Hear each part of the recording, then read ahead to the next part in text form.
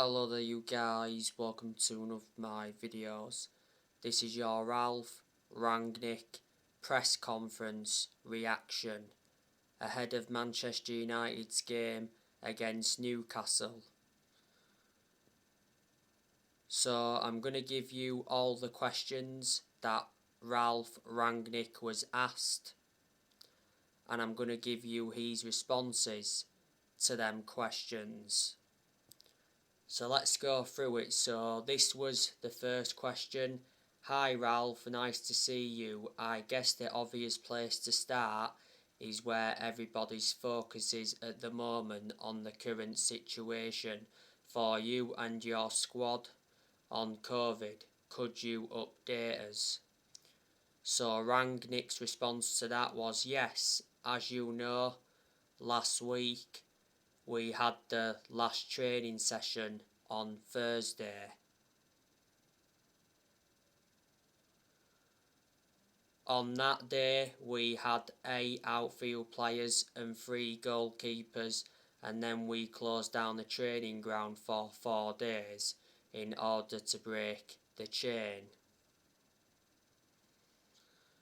Today was the 3rd day of training this week.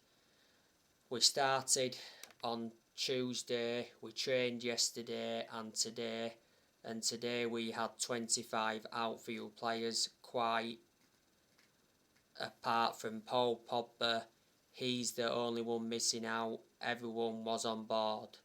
So yeah, the development in the last week was extremely positive. So that was his response to the first question. This was the second question. Do you feel you're in good shape now for that fixture at Newcastle? Ralf Rangnick's response was yes, we will train tomorrow and then it will be a day off for the players on Christmas Day, and then we have the last session here on Sunday. We'll fly Sunday afternoon, Sunday evening to Newcastle. So that was his response to that one. This was the third question.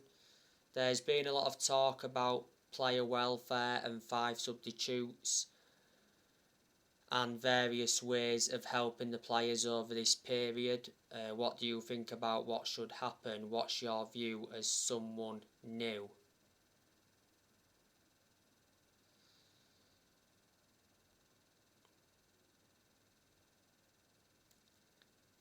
So this was a long response from Ralf Rangnick. He said, as far as I remember, the 5 substitutes were implemented, or it was decided that every team could sub 5 players when COVID started 2 years ago or 1.5 years ago. I think it was the right decision to do that, to have more options, to change players, to save energy for players, especially if they have only just recovered from COVID. The same is true right now, so we have a similar situation to the one we had 1.5 years ago. And therefore I wouldn't see any reason why it shouldn't be as it was 1.5 years ago.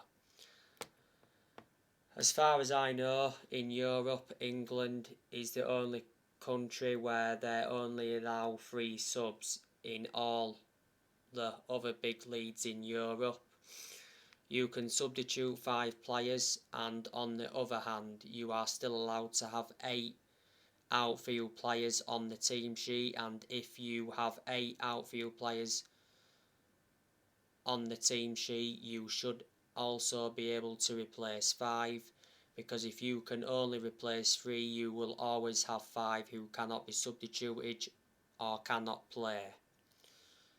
So that was Rangnick's response to that question. This was the next question. You've only just come to England, but what's your view on having to play a game on the 26th? You are on the 27th, but other teams are on the 26th. And other teams will play 2 days after and then 3 days after that.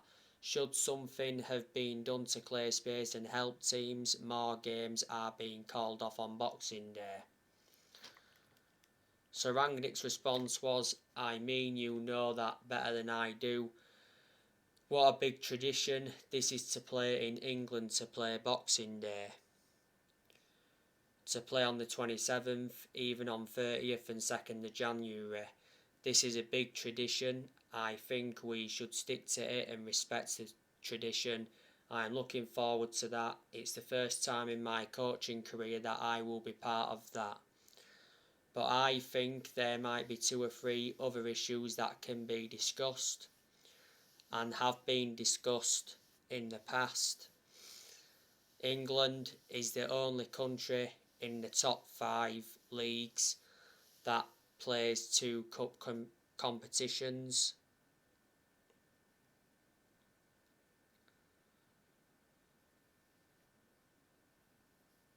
Even France, I think they abolished the second one a year ago or 2 ago.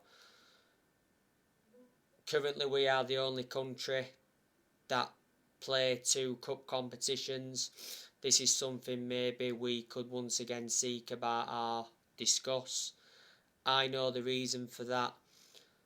The Carabao Cup has been still kept for the 3rd and 4th division teams, especially to help improve the financial situation of those clubs. But I still think if we speak about a tight calendar and playing too many games, this could be something where we could speak and discuss. The other issue, I think it has been changed now in the last 2 weeks, is that in the FA Cup, after a draw, that you have to have a replay. After a draw, there has been changed now. I think this is also a good idea.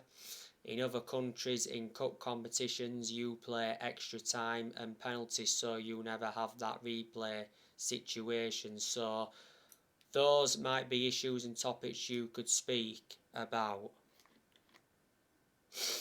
So that was his response to that question. This is towards the end of the press conference. So anyway, this was the next question. Picking up on this week, just how challenging has it been to prepare for a game and get everyone back in the training ground, and just what is the availability? So Rangnick's response was, well, as far as I could see in training today, they are all in good shape, they did their homework, they all have their schedules to train at home, and they're stuck to that schedule and to that programme. From what I saw today in training, I can say most of them, if not all of them, might be available, of course. I would have to take some difficult decisions, who will be in the squad, who will be in the starting 11. So that was his response to that. This was the final question. The Premier League met earlier this week. The shareholders, the managers and players are due to meet later today. What are you hoping to hear from the Premier League? What do the players want to hear about player welfare? So his response was, I think most of the things we have already spoken about. It would be of great help to have 5 substitutes. This would increase and improve the emotional situation in the squad, because it's a big difference. If you can give 5 players game time, it's also about game time.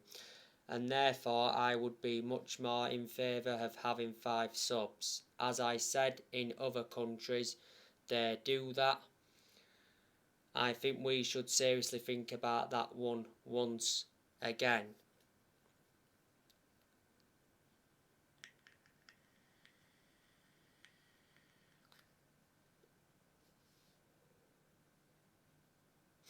I haven't spoken with my players about that, but I don't need to, because I know that most of the players would be in favour of that. Apart from that, the Premier League will try everything to keep the league safe, to keep the situation around the players safe at the club. We do that regularly. We have to encourage players to behave in a disciplined way with regards to contact. We also need to make sure we have most of the players vaccinated. As far as I'm aware, We have a high record of vaccinated players here in our club, but the past 2 weeks show that even if you are being vaccinated 2 or 3 times, you can still be catching the virus, especially the new virus. You are not being protected from catching, but at least you are being protected from severe symptoms. And as far as I know, most of our players who were tested positive, at least, they had very, very weak symptoms and they didn't suffer from that. So that was his response to that final question. So yeah,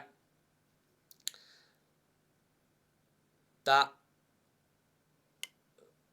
was Ralf Rangnick's press conference. Now, the last game Manchester United played was Norwich.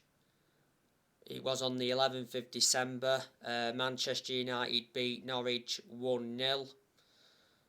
Thanks to a winning goal from Cristiano Ronaldo from the penalty spot.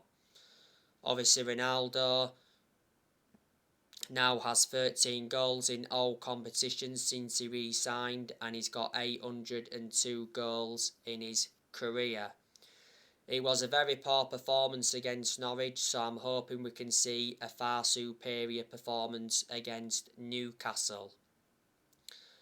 Obviously, Manchester United have had their last 2 games postponed because of positive COVID tests.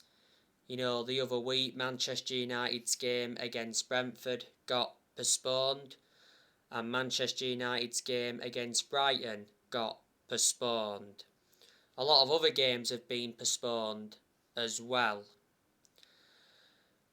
As you all know, not so long ago, the Premier League had a meeting, and Premier League clubs and EFL clubs rejected any more postponements.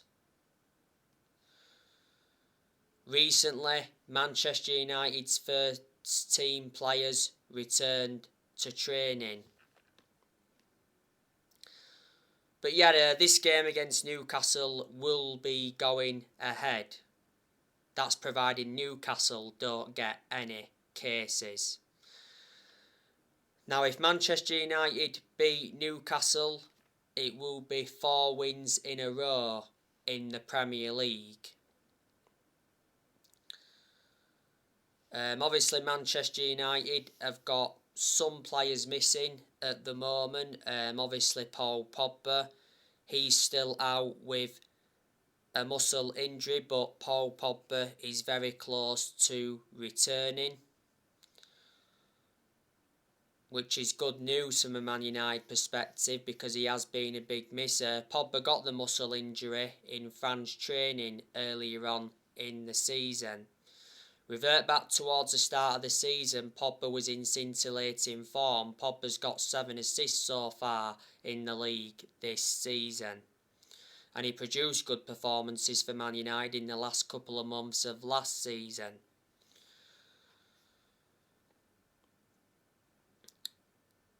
ESPN said yesterday that Manchester United expects Paul Pogba to stay in January, despite him nearing the end of his contract.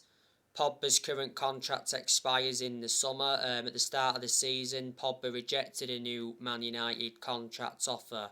Not so long ago, Rangnick said he won't try to convince Pogba to stay if he wants to leave Man United.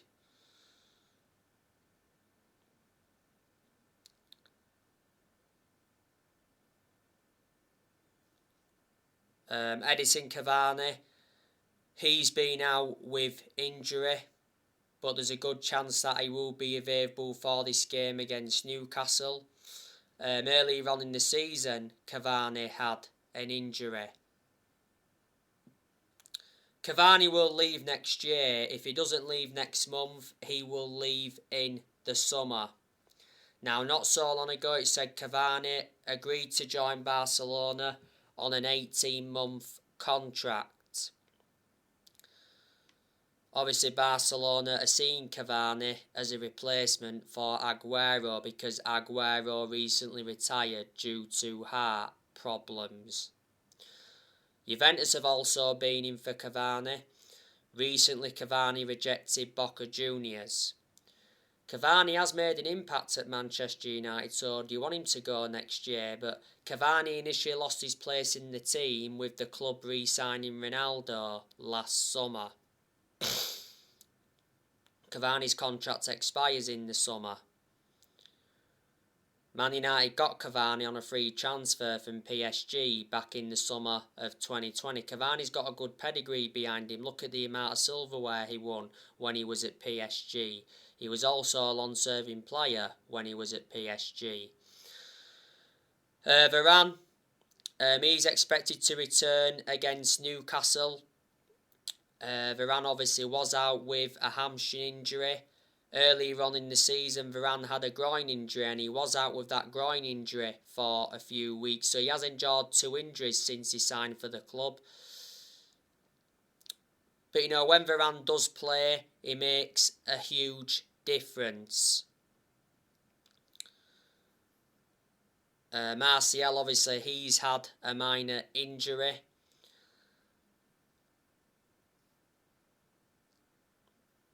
Anthony Martial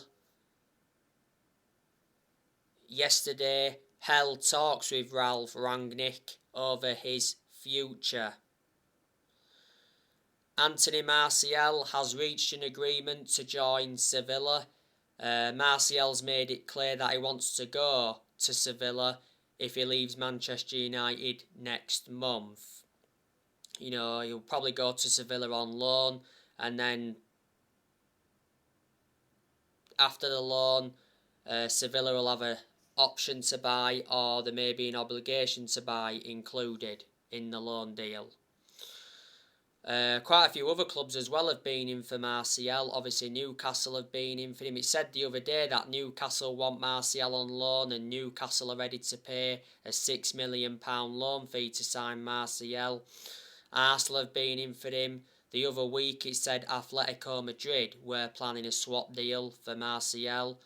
Juventus obviously wanted him on loan, and Barcelona have also been in for him. A couple of weeks ago, Martial's agent confirmed that Martial wants to leave Man United in January. Man United set a £30 million asking price. Anthony Martial wants more game time. He's getting nowhere near enough game time at Man United. Martial's been at Man United for 6.5 years. He's got like 2.5 years left on his contract. He scored 79 goals in 268 games in all competitions. Manchester United paid the initial fee of 36 million for Martial from Monaco. The best season Martial has enjoyed at Man United was his debut season under Van Gaal. He did quite well though last season, to be fair. Like I said, Lindelof, he's got a chest injury. Lindelof obviously had to come off against Norwich because he was suffering breathing difficulties and chest pains. And Matic has recently been out of a cold, and Juan Mata has had illness, but they don't really get in the team. Rangnick will make some changes, you know, from the 1-0 win against Norwich. Manchester United are 6th in the Premier League at the moment. As for Newcastle, they're enduring a terrible season. Newcastle are a very poor team. They're sitting 19th in the Premier League. I can assure that Newcastle will get relegated this season. Newcastle are coming into this game on the back of a 4-0 defeat to Man City. Newcastle's manager is Eddie Howe. Newcastle appointed Eddie Howe in earlier on in the season to replace Steve Bruce. When Eddie Howe got appointed in, he signed a 2.5-year contract with Newcastle. I'm very sceptical that he'll see out his contract at Newcastle. He'll end up getting sacked by Newcastle. You know, if these poor performances and poor results persist. Before Newcastle, Eddie Howe managed Bournemouth. You know, he was at Bournemouth for a long time, and he did have a spell with Burnley. Earlier on in the season, Newcastle sacked Steve Bruce. Before Steve Bruce, Newcastle had Rafa Benitez. As you all know, Rafa Benitez resigned because he didn't get backed enough. A lot of Newcastle fans were disappointed when he resigned because Newcastle were actually consistent under Rafa Benitez. Now, I do know quite a few of the players that Newcastle have got. They've got some good players in there, to be fair. Obviously, they've got Alain Saint-Maximin. He's probably the best player that Newcastle have got. Maximin came back from injury not so long ago. Newcastle have also got Dwight Gale. They've also got Joe Linton. They've got Callum Wilson, he's good. Callum Wilson is a former Bournemouth player. They've also got Ryan Fraser, he's a former Bournemouth player. They've also got Jacob Murphy, Elliot Anderson. They've also got Sean Longstaff. To be fair, Sean Longstaff is a good midfielder. Sean Longstaff is brothers with Matty Longstaff. Matty Longstaff is out on loan with Aberdeen at the moment.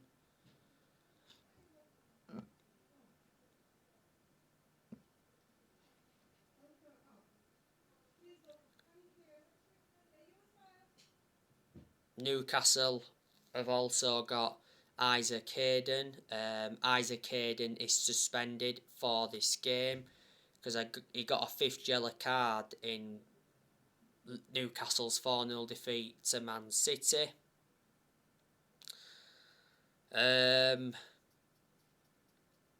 Newcastle have also got Jamal Lascelles. Newcastle have also got John Joe Shelvey. John Joe Shelvey recently picked up an injury. John Joe Shelvey is a key player for Newcastle. Shelvey is a former Liverpool and Swansea player. Newcastle have also got Matt Ritchie and Kieran Clark. They've got Joseph Willock as well. Didn't they get him from Arsenal? Newcastle have also got Jamal Lewis. He's got an injury. Newcastle got Jamal Lewis from Norwich. They've also got Jeff Emerick. Newcastle have also got Federico Fernandez. He's out with injury. They've got Paul Dummett. He's also out with injury. They've got Manquillo. He's had illness. Newcastle have also got Almiron. So there you go. And the keepers Newcastle have got, obviously they've got Carl Darlow, and they've also got another goalkeeper called Dubravka. Revert back to October. Newcastle had that £300 million takeover by the Saudi Arabians. So reflecting on that, Newcastle are planning to invest heavily next year.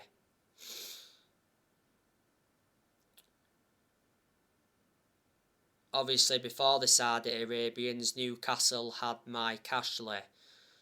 Mike Ashley was Newcastle's owner for around 13 years, and obviously Mike Ashley got heavily criticised. Man United have got a very good record against Newcastle. Man United seldom lose to Newcastle. You know, Man United won the fixture at St James's Park last season 4-1, and Man United beat Newcastle at Old Trafford earlier on this season 4-1. That was the game when Ronaldo scored twice on his second debut. After Newcastle, Manchester United play Burnley on the 30th of December. That's another game Man United should win because Burnley are relegation fodder. And our first game of 2022 is Wolves.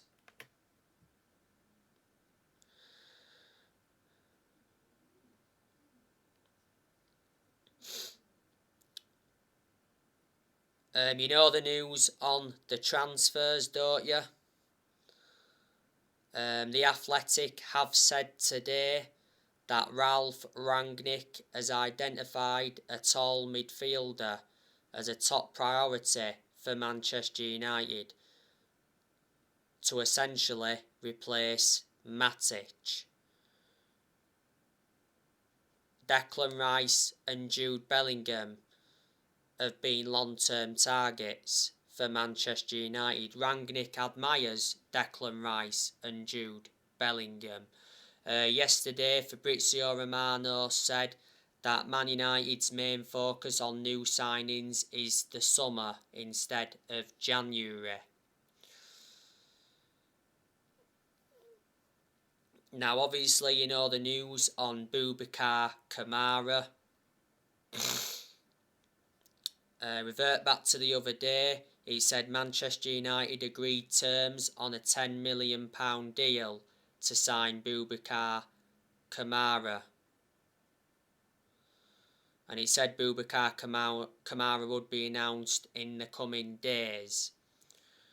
And it said Boubacar Kamara is set to become the first signing of the Ralf Rangnick era. Kamara's current contract at Marseille expires at the end of the season. Kamara is predominantly a defensive midfielder, but he can be deployed as a centre-half. As you all know, Rangnick identified Manchester United's midfield as a weakness. Kamara, you know, is the age of 22. You know, he's still young. He's got a lot of development in him. You know, he's been at Marseille all his life. Joined Marseille as a 5-year-old back in 2005. You know, broke into Marseille's senior squad back in 2016. Obviously, it's said in the last few days that Ralf Rangnick is pushing for Man United to sign Erling Haaland.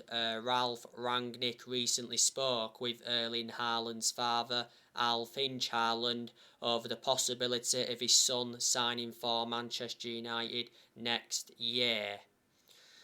Bild said the other week that Man United are currently only the serious bidder for Haaland, but will have to qualify for the Champions League to get Erling Haaland. Quite a few clubs in for Haaland. If Haaland leaves Dortmund next year, he'll leave in the summer. He won't leave in January. Haaland has a £64 million release clause that doesn't become active until the summer. He's got a contract with Borussia Dortmund until 2024. Dortmund got Haaland from Red Bull Salzburg. Dortmund paid around 17.1 million. And since his arrival at Dortmund, he's been an absolute revelation. You know, he's made like 53 appearances in the Bundesliga and he's scored 53 goals. He's a prolific goal scorer. He's regarded as one of the best strikers in the world. Rangnick, of course, knows Haaland well. Don't forget when Haaland was at Mulder, he played under Solskjaer. In the last couple of days, there has been a lot of talks about Julian Alvarez from River Plate. The other week it said Manchester United were in for Frankie de Jong. Calvin Phillips has also been on our agenda. Leeds value Calvin Phillips at around £60 million. The other week, Antonio Rudiger was mentioned, and a few weeks ago now it said Man United were in for John McGinn from Aston Villa. It has been confirmed that Ralf Rangnick has been given £75 million to spend in January. Well, earlier on this season it actually said that Rangnick had been given a £100 million transfer budget. Rangnick has enjoyed a good start to his managerial career at Man United. You know, so far he is unbeaten, and reflecting on the win against Norwich on the 11th of December, that was back-to-back wins in the Premier League for Rangnick. You know, Rangnick is Man United's interim manager until the end of the season, and it did mention after that Rangnick will take a consultancy role for the further 2 years, but yesterday he said Rangnick got warned that he may lose the consultancy role if he fails to get Manchester United into the Champions League. Before Man United, Rangnick was the head of sports and development at Lokomotiv Moscow. Yesterday, Manchester United announced the appointment of Ewan Sharp as an assistant coach and analyst. Obviously, Ewan Sharp knows Ralf Rangnick well because he's worked with him before. He also knows Chris Armas well because he's worked with Chris Armas twice before. Manchester United got Ewan Sharp from Lokomotiv Moscow. And before, he worked at Toronto and he worked at New York Red Bulls.